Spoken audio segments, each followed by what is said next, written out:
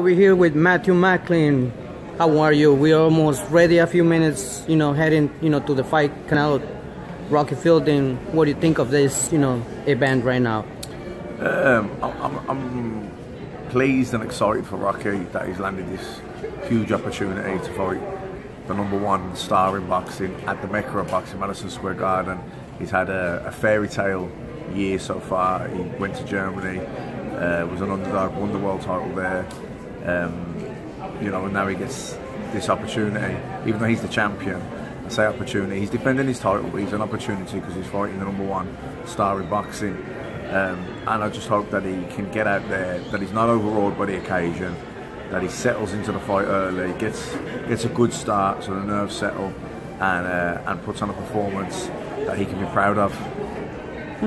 It's very interesting for all the fight fans and everybody.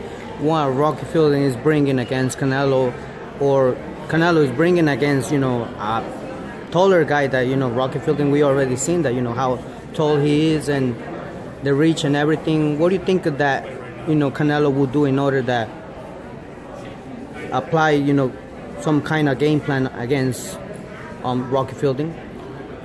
We've seen Canelo over the years fight so many different styles.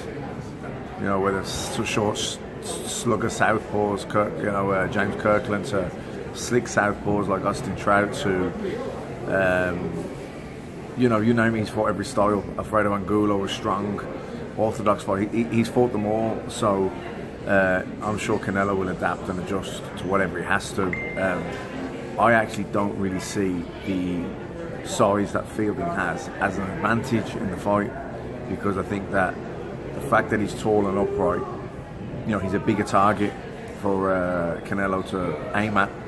He's not the slickest.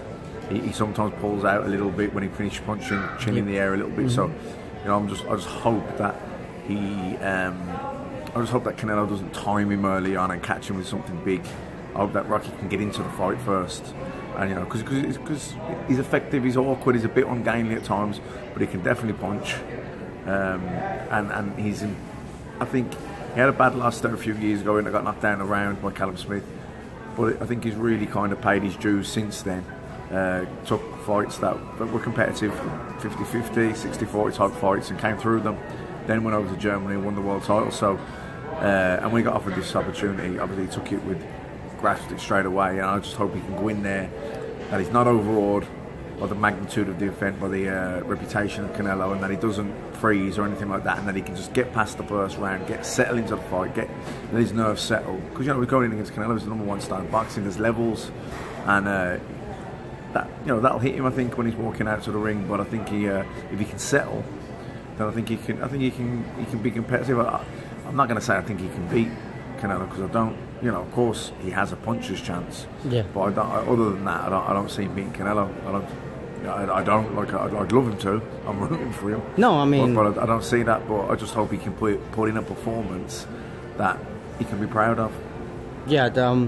I was, you just mentioning right now 50 and 30%. I was just gonna ask you, if that fight, you consider that fight, if it will be 50 and 50, because we're talking about two champions. One is in one division. I mean, 3 divisions, and the other one. I don't see it a 50-50. You don't see it as a 50-50 fight? No.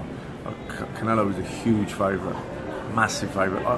Like if Rocky was to go in there, and I don't see him outpoint Canelo. Listen, he's got a puncher's chance, bigger guy, and he can hit hard. So if he was to catch Canelo clean, who knows? But that's the only chance I really give him, is a puncher's chance. And if he was to pull it off, it would be up there with maybe the biggest upset of all time. So you can't say that and then say it's a 50-50 fight. Yeah. You know what I mean? It's not a 50-50 fight. Canelo was a massive favourite. He's consistently been at this level since he was 20 years old. For the WrestleMania, super fight after super fight after super fight. Rocky Fielding won a version of the world title in his last fight, and now he's fighting the #1 star in boxing. Probably one of the best pound-for-pound fighters in the world. So it's not a 50-50 fight. So definitely, Canelo has a better resume since, I guess, the fight from Mayweather. I think he learned, a lot, and he's been, developing every, fight, a little bit much better. Yeah, Canelo's in the peak of his career, isn't he? He's in his prime now. You know, he's just gone 24 rounds with Golovkin, who I thought definitely won the first fight. Golovkin, second fight was close, could have gone either way, but you know, he's in the peak of his career. You know, that's it. That's one thing that, you know, we got, you know, stay tuned, see what's, you know, gonna happen, right? You know, tonight at the arena, Madison Square Garden. Let's assume that Canelo wins. Do you think that he will stay in this, you know, division, or he will go down? Because the reason why I asked this, there's a challenger. I mean, we all know that, you know, Canelo is the target that everybody wants, you know, to face him. So there is one person interested in him, and probably you're gonna be surprised. Dimitri Bivol says that if he stays in super middleweight, he will go down and fight Canelo. What do you think if that fight happens in the future? If Canelo stays in super middleweight? I don't think that'll happen. I don't think Canelo's moved up to 168 because he wants to move up to 168. I just think he's done the deal with Dazn. They wanted to get him out quickly before Christmas. He didn't want to struggle down to weight 160, and he's, you know, Golovkin's kind of beating all the credible 160 pounds. By Danny Jacobs, probably, that, you know, Canelo that will be the first. I just think, I don't think that fight's about this. I don't think this fight's about Canelo moving up to 168. I just think that he was going to get a fight in before Christmas. He didn't want to struggle down to 160. Rocky Fielding won a version of the world title at that weight, and it was an easy fight to make. Eddie Hearn's Matchroom stable, have done a deal with Dazn. It was an easy fight to make. It ticked a lot of boxes. It makes sense. I don't think that they've done this fight because their future plans are at 168. I think this is a one-off fight at 168 for Canelo. Very interesting that, you know, that what's next on 2019, you know, because there's so much, you know, fighters that actually wanna face Canelo, but we already know that there's one, you know, Danny Jacobs. He probably It's a great fight. That's a great fight. We have, you know, there's a trilogy with Triple G. That's a great fight. Exactly. I was just gonna mention that. What do you think of that? You know, do you think that people is still interested to fight Triple G after, you know, he got this loss in? Yeah, well, wouldn't they? Both fights were super competitive. Even though, and Golovkin, 99% people thought Golovkin won the first fight. You know, a lot of people, probably more people than 50%, thought he won the second fight. So of course people want to see that fight again. Personally, I think that Canelo's at his peak now. Maybe he can get a little bit better in his couple of fights, but I think he's at his peak, and he'll probably stay at this level for a bit. But I think Golovkin's on the slide, and has been on the slide. He's on the decline and has been for a few fights now. And just, you know, he's 37 years old, and his next birthday. He's had a hectic 5 years, 6 years. He's been fighting regular training camps, and I think his best days are behind him. That's not to say he's still not top draw, but I just think he's slipping a little bit, and I don't think Canelo is. So I think if they could do the trilogy, I would pick Canelo.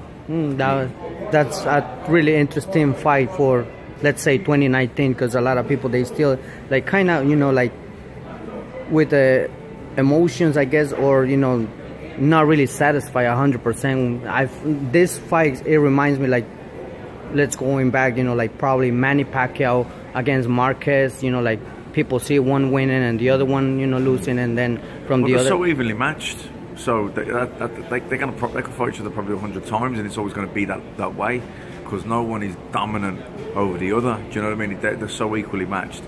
Like I say, the only thing that's kind of separating them a little bit now, I think, is Golovkin's getting older and he's just starting to decline a little bit. And I think you could see that from the first fight to the second fight, and I think you'll see it even more so to the next one, which is a shame, really, because when Golovkin wanted the fight, they didn't want it. They pushed it and pushed it back and pushed it back and pushed it back. Then they did the fight, and I thought Golovkin got robbed in the first fight. I wouldn't call the second fight a robbery. I thought it could have gone either way. But the next one, I think Canelo would still be a close fight, but I think Canelo just probably edges it a little bit more. I would say, you know, I agree with you. Probably, you know, some of the viewers and fight fans and everybody, they probably, you know, got you know, they won this fight, so hopefully it happens for 2019. Yeah, that fight, and if not that fight, you know, maybe Danny Jacobs, that's another great fight. You know, Danny Jacobs is a great fighter and he's in the form of his life, so, you know, he's a good boxer, puncher, good hand speed, good jab, big at the weight. bang, great fight. Him and Canelo, him and Golovkin rematch. You know, these fights, hopefully they're all going to get made. We'll see, you know, what, you know, brings 2019. Matthew Macklin, any message that you would like to share the fight fans, you know, and tell us why they gotta, you know, watch Dazn and, you know, the rest of the fighters that, you know. You know, Dazn now is kind of looking to become the new home of boxing. You know, you got that, you got ESPN Plus, you got Fox. You know, boxing is booming. You know, there's some great fights all being televised now, and boxing's in a healthy place. You know what I mean? They're getting big crowds at the live events. So yeah, just all the boxing fans out there, stay tuned, because I think 2019 is going to be a great year. Definitely, I agree with you. We're willing to see, you know, everything on 2019. Great fights, great events, and always wishing Dazn and Eddie and yourself too, you know, success in everything. Thank you, Matthew. I appreciate it.